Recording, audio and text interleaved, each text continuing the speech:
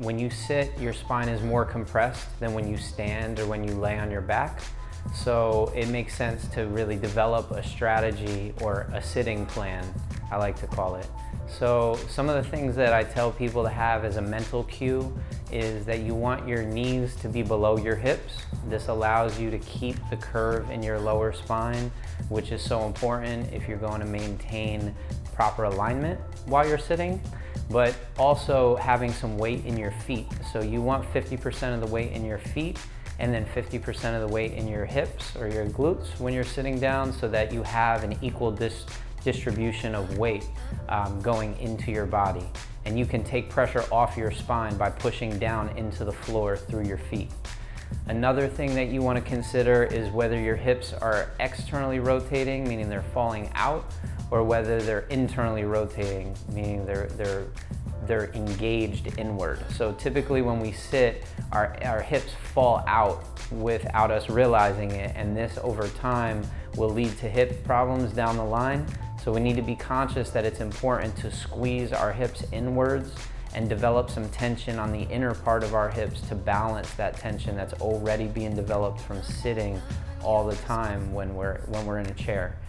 Other things that are problematic is soft chairs that don't really support our hips, so our hips kind of sag even further below, to the point where they're below our hips. You see this commonly in a car where your hips are often below your knees when you're driving.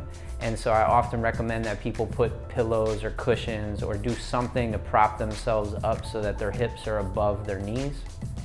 Another thing to consider is whether you have armrests in your chairs. If you have an armrest, it's really common for you to use that and lean on that. And that's gonna also develop more imbalance in sort of how your body is adapting to the different changes that you're placing on it. So if you're leaning to one side for an extended period of time, then your muscles on that side are going to be more contracted than the side that you're not leaning to. So if you are leaning to one side, I challenge you to either see if you can remove the armrest from your chair or lean to the other side consciously, just like you would brush your teeth with the opposite hand. Other things for the chair is to make sure that if you use a backrest, that you're not leaning back too much.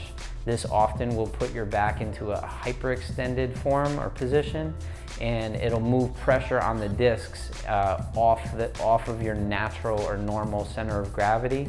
And over time, that's just gonna build up pressure and could lead to disc bulges. So there's a lot of different things to consider. Active sitting is another really great strategy where you're consciously programming your phone or an alarm to alert you, hey, you've been sitting for X amount of time. Usually 30 minutes is the ideal period of time, where after 30 minutes of sitting in one position, you should take your body through a series of different exercises, which we'll share on a different video.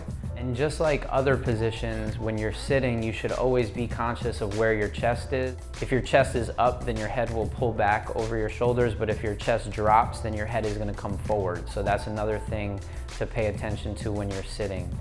You know, those are some of the most important things to think about when you're sitting.